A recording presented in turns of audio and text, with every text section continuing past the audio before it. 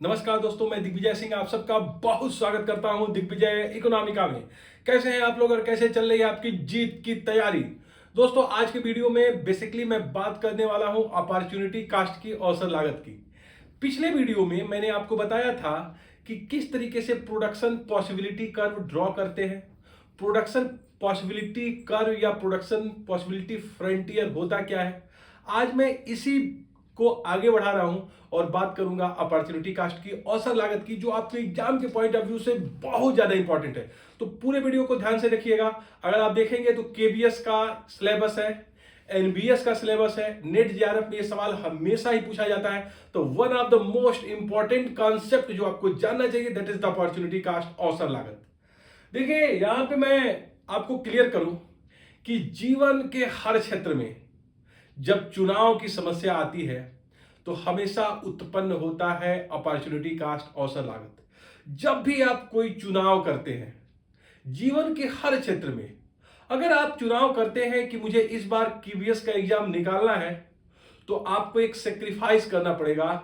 और वो सेक्रीफाइस होगा ठंड में रजाई से प्यार। आपको सेक्रीफाइस करना पड़ेगा, तब जाके आप 10 घंटे की पढ़ाई करोगे और केबीएस में टॉप कर जाओगे। हमेशा ही किसी भी चीज का आप चुनाव करते हैं, जब आप प्रत्येक दिन एक कप कॉफी पीते हैं 50 रुपए की, तो आप चुनाव करते हैं कि उस 50 रुपया को मैं म्यूचुअल फंड में इन्वेस्टमेंट न करूं। तो सेक्रीफाइस है म्यूचुअल फंड में इन्वेस्टमेंट न करना।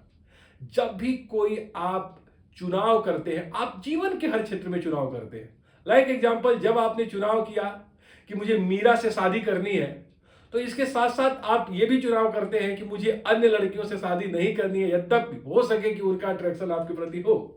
तो जीवन का कोई ऐसा क्षेत्र नहीं है जहां विकल्प की बात हो और वहां अवसर लागत उत्पन्न न हो।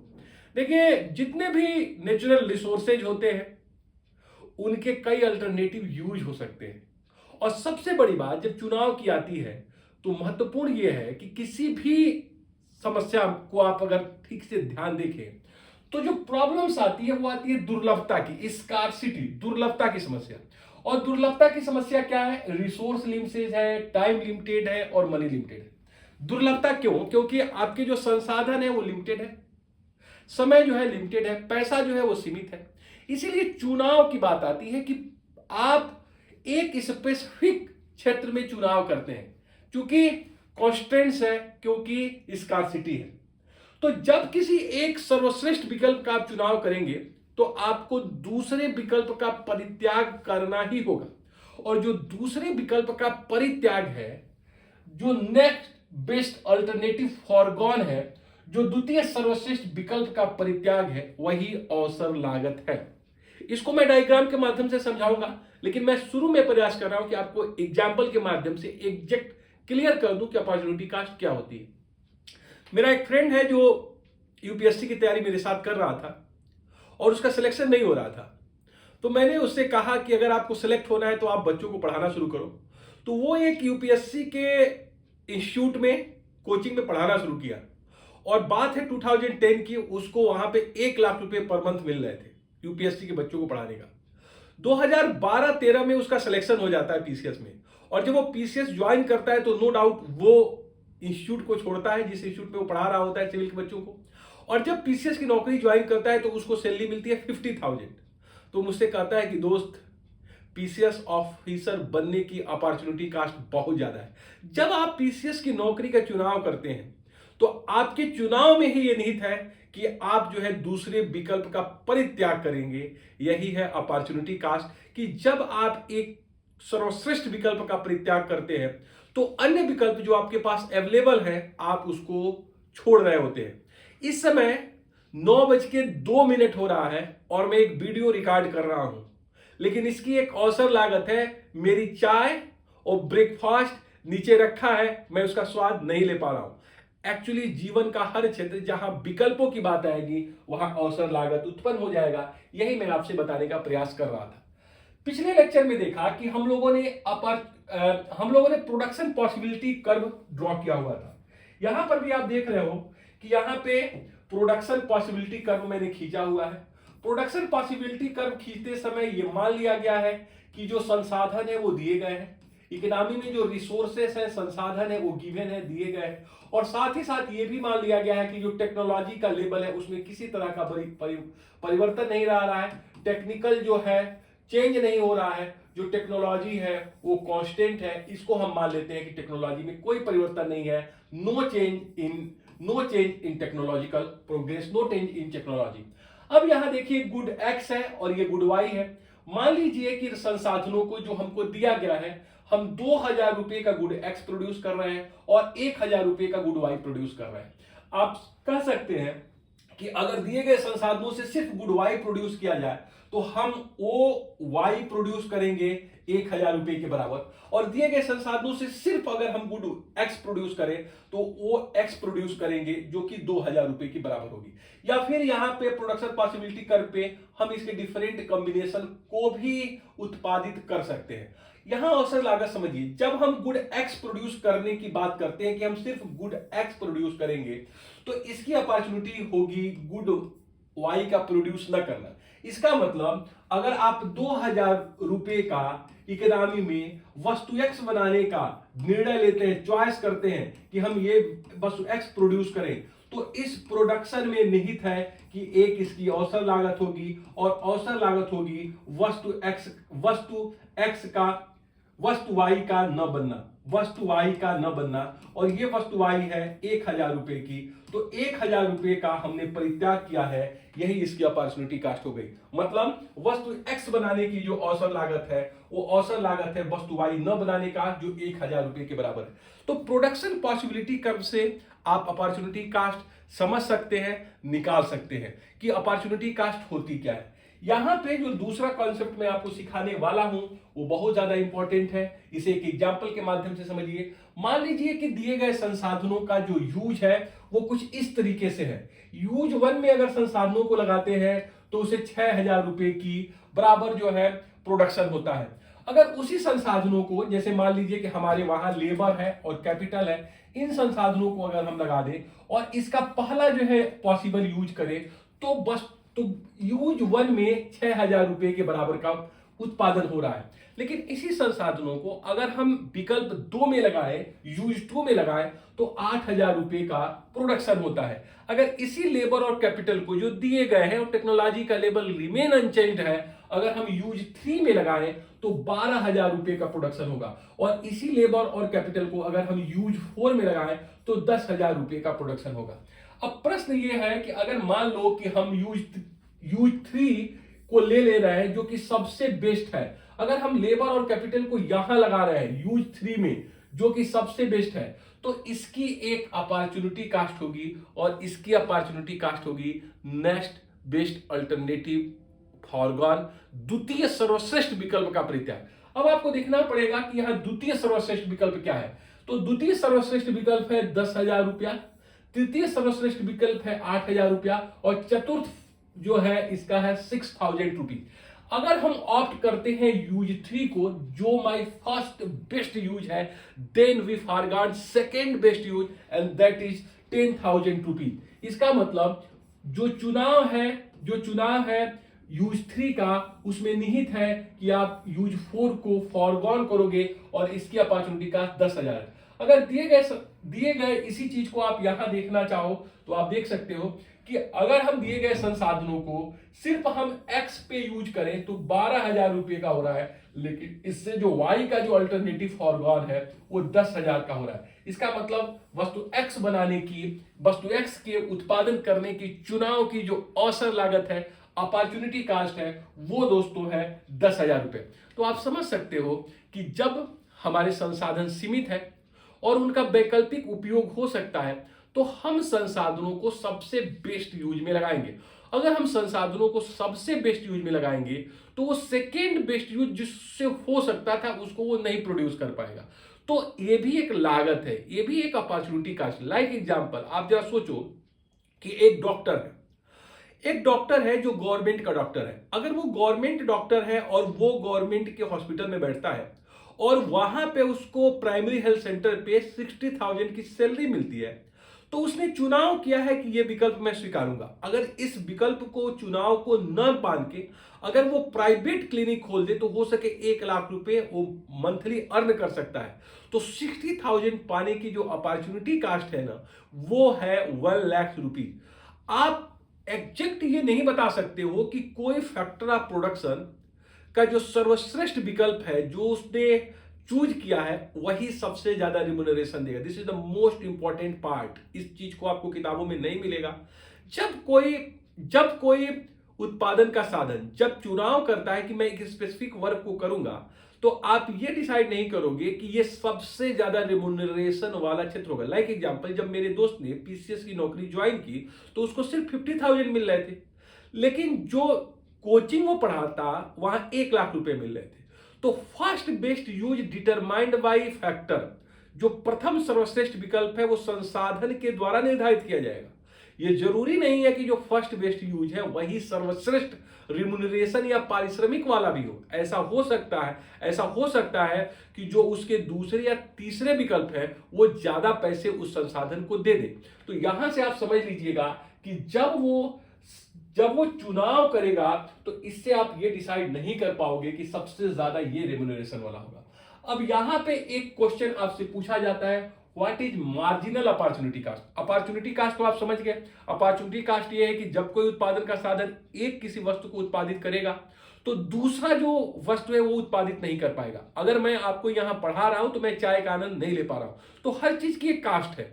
लेकिन जब हम मार्जिनल अपॉर्चुनिटी कास्ट की बात करते हैं, मार्जिनल अपॉर्चुनिटी कास्ट का हिंदी है सीमांत अवसर लागत। सीमांत अवसर लागत। तो ये सीमांत अवसर लागत क्या होता है, ये आपके एग्जाम में पूछा जा सकता है। सीमांत अवसर लागत, सीमांत अवसर लागत। देखिए, जब भी कहीं शब्द ये सीमांत आ जाए, मार्जिनल, तो मार्जिनल का मतलब होता है एक अतिरिक्त इकाई के यूज से क्या परिवर्तन हो रहा है। एक अतिरिक्त एडिशनल यूनिट अगर हम लें तो what will be change in the total. एक एडिशनल लेने से, एक अतिरिक्त इकाई के उत्पादन से कुल में कितना परिवर्तन आ रहा है। अगर आप देखें, यहां पे हम दिए गए संसाधनों से हम OX वस्तु बना सकते हैं या फिर वो Y वस्तु बना सकते हैं। अगर आप देखो X1 से X2 की तरफ हम जाए, मूव करें, तो आप देखिए पहले जब हम X1 यहां प्रोड्यूस कर रहे थे तो यहां पे हम Y2 को प्रोड्यूस कर रहे थे और हम A पॉइंट के ऊपर थे। लेकिन जब हम चुनाव करते हैं कि हम X को ज्यादा प्रोड्यूस करेंगे, मतलब दिए गए संसाधनों को X में ज्यादा लगाएंगे, तो हमने X1 का उत्पादन जब X2 किया तो नो डाउट कुछ संसाधनों को हमको Y से निकालना पड़ेगा, क्योंकि यहां पे मान्यता दिया गया कि संसाधन दिए गए हैं और सभी संसाधनों का अनुकूलतम फुलर यूटिलाइजेशन हो रहा है। This is the my first sentence in the my first video. इसका फर्स्ट वीडियो मैं आपको डिस्क्रिप्शन में डाल दूंगा, आप उसे देख लीजिएगा। जो मैंने पहला इसकी वीडियो बनाया हुआ है वो पूरी इसी के ऊपर था कि प्रोडक्शन पॉसिबिलिटी कर्व कैसे ड्रॉ करते हैं, उसके बेसिक अजम्पशंस क्या है। तो आप वहां देखोगे जो अजम्पशंस हमने लिया था वो ये था कि जो उत्पादन के साधन हैं उनका पूर्णतः उपयोग हो रहा है, वो दिए गए हैं, और टेक्नोलॉजी का जो स्तर है वो रिमेन अनचेंज है, कांस्टेंट है। अगर आप देखिए कि अगर दिए गए संसाधनों का पूरा यूटिलाइजेशन हो रहा है, अगर हम ए पॉइंट पे हैं तो इसका मतलब हम OY2 प्रोड्यूस कर रहे हैं और OX1 प्रोड्यूस कर रहे हैं। लेकिन जब हम ए से बी की तरफ मूव करते हैं, मतलब वन एडिशनल यूनिट एक्स में, वन एडिशनल यूनिट, एक अतिरिक्त इकाई एक्स जब हम बढ़ाते हैं, मतलब OX1 से OX2 की तरफ हम जाते हैं, तो Y1 का जो उत्पादन OY2 से OY1 कम हो जाता है। इसका मतलब डेल्टा एक्स प्रोड्यूस करने की एक लागत है डेल्टा वाई का प्रोड्यूस न करना। इसका मतलब एक एडिशनल यूनिट एक्स अगर आप प्रोड्यूस करोगे तो एडिशनल यूनिट वाई को छोड़ना पड़ेगा।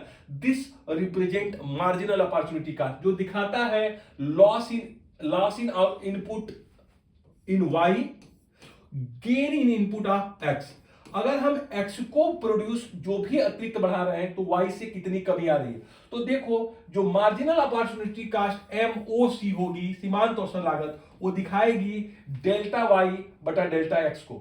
अगर बहुत आसानी से आप समझना चाहें तो जो मार्जिनल जो आपकी अपॉर्चुनिटी कास्ट होगी वो बेसिकली प्रोडक्शन पॉसिबिलिटी कर्व की स्लोप होगी। वो क्या होगी? वो प्रोडक्शन पॉसिबिलिटी कर्व की स्लोप होगी। जैसे देखिए यहां पे मैं ड्रॉ कर रहा हूं, अगर मैं यहां पे आपको दिखाऊं कि ये प्रोडक्शन पॉसिबिलिटी कर्व है और यहां पे अगर मैं एक स्लोप खींच लूं, स्लोप, तो एक्चुअली जो ये स्लोप दिखाएगा ना दोस्त, वो यही दिखाएगा। ये देखिए, ये जो स्लोप दिखा रहा है यही दिखा रहा है मार्जिनल अपॉर्चुनिटी कास्ट। इसी को हम कहेंगे मार्जिनल अपॉर्चुनिटी कास्ट, या यही जो है, ये जो है marginal rate of product transformation. Marginal rate of product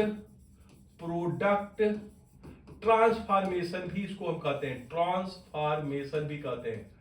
marginal rate of product transformation x for y. जब आप इसी चीज को पढ़ोगे वेलफेयर इकोनॉमिक्स में, और जब आप पैरेटो ऑप्टिमलिटी की बात करोगे, तो ये चीज वहां भी आएगी। मार्जिनल अपॉर्चुनिटी कास्ट की एक अतिरिक्त इकाई एक्स उत्पादित करने में कितनी यूनिट वाई हमको त्याग करना पड़ रहा है, तो यहां ये हमेशा रेशियो के रूप में होगा, और ये हमेशा ही प्रोडक्शन पॉसिबिलिटी कर्व का स्लोप होगा। This is the most important part, आप ध्यान से समझिएगा। हमेशा जो मार्जिनल अपॉर्चुनिटी कास्ट है वो रेशियो में होगा। जो अपॉर्चुनिटी कास्ट है वो रेशियो में नहीं होता है। अपॉर्चुनिटी कास्ट ये होता है कि एक फैक्टर ऑफ प्रोडक्शन का एक अगर यूज करोगे तो दूसरा छोड़ना पड़ेगा, वो रेशियो नहीं है। बेसिकली जो मार्जिनल अपॉर्चुनिटी कास्ट है that is simple ratio of delta y by delta x. ये रेशियो है जो दिखा रहा है कि एक अतिरिक्त इकाई एक्स जब मैं बना रहा हूं तो कितनी अतिरिक्त इकाई वाई हमको छोड़नी पड़ रही है। इसी का जो स्लोप है, मैंने क्या किया है, सीधे प्रोडक्शन पॉसिबिलिटी कर्व का स्लोप निकाला है, और यही मार्जिनल अपॉर्चुनिटी कास्ट। इसके ऊपर बहुत सवाल पूछे जाते हैं। बस आप ये ध्यान रखिएगा कि एक अतिरिक्त इकाई जब एक्स बना रहे हो तो कितनी वाई तुम चेंज कर रहे हो। दोनों का अगर रेशियो आप अगर निकाल दो, अगर मान लो यहां पे था, यहां पे y की इकाइयां थी, अगर मान लो पहले 110 था और घट के यहां पे 100 हो गया, तो इसको आप ले लोगे 10, मतलब यहां क्या हुआ 10, और ये बढ़ाए कितना यूनिट, मान लो 2 यूनिट, तो ये हो जाएगा आपका 10/2। तो इस चीज को ध्यान रखिएगा, मतलब हमको लेना है delta y by delta x, इससे आपका निकल जाएगा जो है आपका मार्जिनल अपॉर्चुनिटी कास्ट। अब देखिए अपॉर्चुनिटी कास्ट का फार्मूला क्या है, ये एक बहुत इंपॉर्टेंट टॉपिक है जो कि आपकी किताबों में बिल्कुल नहीं दिया गया है। अपॉर्चुनिटी कास्ट का फार्मूला क्या है, देखिए अपॉर्चुनिटी कास्ट औसत लागत निकालते हैं हम, investment on most profitable choice, जो हमारा सबसे प्रॉफिटेबल चॉइस है उसमें क्या रिटर्न्स मिल रहा है, और minus returns of investment chosen, जो मैंने एक्चुअली चुना है उससे क्या मिला। अब देखो this is the most important part, यहां पे अपॉर्चुनिटी कास्ट है returns on most profitable choice और रिटर्न्स ऑन इन्वेस्टमेंट चूजन, जो इन्वेस्टमेंट में चूज किया हूं उससे क्या प्रतिफल मिल रहा है। एग्जाम्पल देखो, अगर एक कंपनी स्मार्टफोन बनाती है तो 18% का रिटर्न्स कमाती है। मान लीजिए कि कोई कंपनी है, मान लो कि गूगल है, और गूगल अगर स्मार्टफोन बनाता है तो उसको 18% का रिटर्न्स मिल रहा है, पर यदि वही संसाधनों से वो टैबलेट बनाए तो 10% का रिटर्न्स कमाता है। तो टैबलेट बनाने की अपॉर्चुनिटी कास्ट क्या होगी, तो देखो जो टैबलेट बनाने की अपॉर्चुनिटी कास्ट होगी, ये अपॉर्चुनिटी कास्ट होगी कि returns on most profitable choice, जो सर्वश्रेष्ठ जो है प्रॉफिटेबल चॉइस है वो क्या है, तो जो सर्वश्रेष्ठ विकल्प है वो है 18% का, और उसने चुनाव कितने का किया है, स्मार्टफोन बना टैबलेट बनाने का, तो उसको 10% का जो है, इसका मतलब ये उसकी जो अपॉर्चुनिटी कास्ट हो गई 8% की, ये हो गई 8% की अपॉर्चुनिटी कास्ट। तो यहां ये फार्मूला लगाओगे, returns on most profitable choice, जो सर्वश्रेष्ठ विकल्प है, ओके, वो क्या है, उस पे प्रतिफल क्या है, और जो संसाधन ने चुनाव किया है उस पे क्या वो रिटर्न्स प्राप्त कर रहा है, इन दोनों का अंतर अगर आप करोगे तो पता लग जाएगा कि टैबलेट बनाने की अपॉर्चुनिटी कास्ट क्या है। ये फार्मूला तब आप लगाओगे जब जो चुनाव किया जा रहा है वो मोस्ट प्रॉफिटेबल का नहीं किया जा रहा है। तो आप समझ रहे हो, अगर मोस्ट प्रॉफिटेबल का आप चुनाव कर दिए हो, जैसे मान लो कि तुमने स्मार्टफोन बनाने का चुनाव किया है, तो फिर तुम्हारी अपॉर्चुनिटी कास्ट सिर्फ 8% होगी। लेकिन जब तुमने वो जो तुम्हारा जो फर्स्ट बेस्ट यूज है वो है जिससे सर्वश्रेष्ठ जो है रिटर्न्स नहीं प्राप्त हो रहा है, तो ये फार्मूला आप तब लगाओगे। जैसे दूसरा आप एग्जांपल देखो, if a car manufacturer could produce 10 car worth 8,000 each. जैसे मान लो एक कार मैन्युफैक्चरिंग कंपनी है, जैसे मान लीजिए कि वो है टाटा, वो कार मैन्युफैक्चरर कंपनी है, वो 10 कार बना सकता है जिसकी प्रत्येक की कीमत $8,000 है, या फिर अपने उसी संसाधनों से वो 5 ट्रक बना सकता है जिसकी प्रत्येक की कीमत $12,000 है। तो कह रहा है the opportunity cost choosing the produce truck. अब देखो बहुत ध्यान से सुनो, ये सवाल आपको बहुत अच्छे से आना चाहिए क्योंकि यहां पे बहुत लोगों को कंफ्यूजन है। देखो मान लो टाटा है, वो मैन्युफैक्चरर है, और वो टाटा जो है क्या कर सकता है, टाटा जो है प्रोड्यूस करता है 10 कार जिसकी प्रत्येक कार की कीमत 8,000 है। या फिर वो दिए गए संसाधनों से 10 कार न बना के 5 ट्रक बना रहा है जिसकी वर्थ $12,000 है प्रत्येक की, पर डे वो बना ले रहा है, तो the opportunity cost of choosing to produce the truck instead of car, अगर देखो अगर वो कार जो है बनाने का जो है फैसला करे तो वो क्या बना रहा है, 10 कार प्रत्येक दिन बना रहा है, प्रत्येक की कीमत $8,000 है, $8,000 है, तो प्रत्येक दिन वो कितने की कार बना ले रहा है, $80,000 का। आप ध्यान से समझो, $80,000 का, बहुत ध्यान से समझो।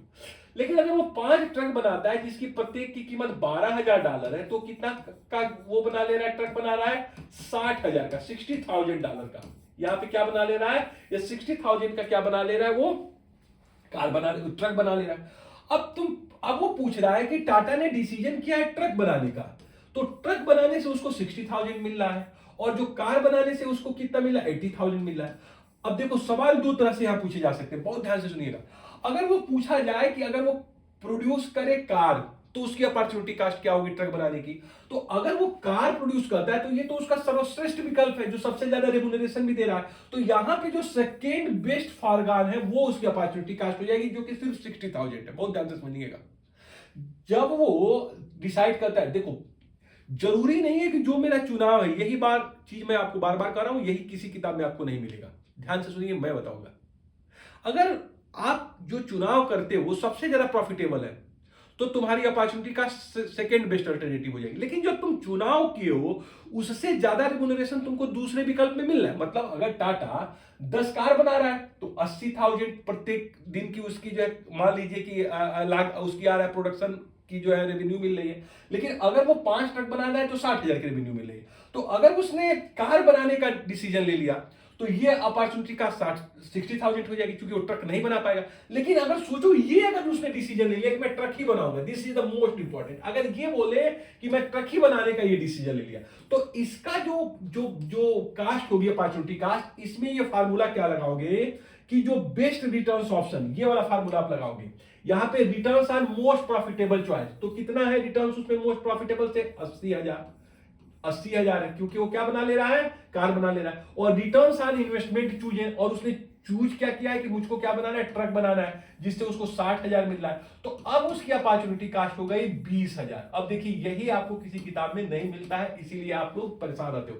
तो देखो ये फार्मूला तब लगाएंगे कि जब हमने उस विकल्प को चुना है जिससे सबसे ज्यादा रेम्यूनरेशन नहीं मिल रहा है, तो return on most profitable choice minus return on investment choose.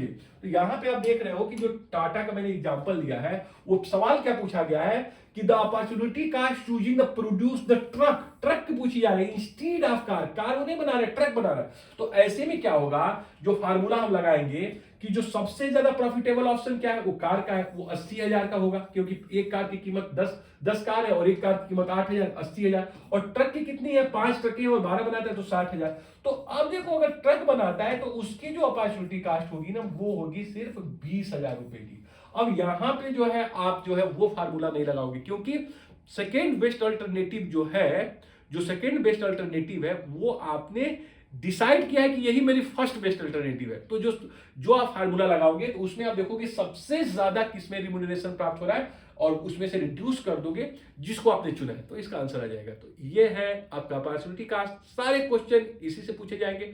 बहुत ध्यान से रखिएगा कि अपॉर्चुनिटी कास्ट जो होता है वो बेसिकली प्रोडक्शन पॉसिबिलिटी कर्व का स्लोप को दिखाता है जब हम मार्जिनल अपॉर्चुनिटी कास्ट की बात करते हैं। और बाकी जो अपॉर्चुनिटी कास्ट है सिंपल, जब भी कोई उत्पादन का साधन एक प्रयोग में लगेगा तो दूसरे का परित्याग किया। इसलिए मैंने कहा कि जीवन के प्रत्येक क्षेत्र में अपॉर्चुनिटी कास्ट होती है। जो आप पढ़ाई कर रहे हो बहुत मन से कर रहे हो, आपने चुनाव किया है कि मैं 10 घंटे की पढ़ाई करूंगा और उसका एक लागत है, आपने अपने सारे सुख सुविधाओं का परित्याग किया है और 10 घंटे की पढ़ाई किया है और इसका बड़ा रिजल्ट मिलेगा।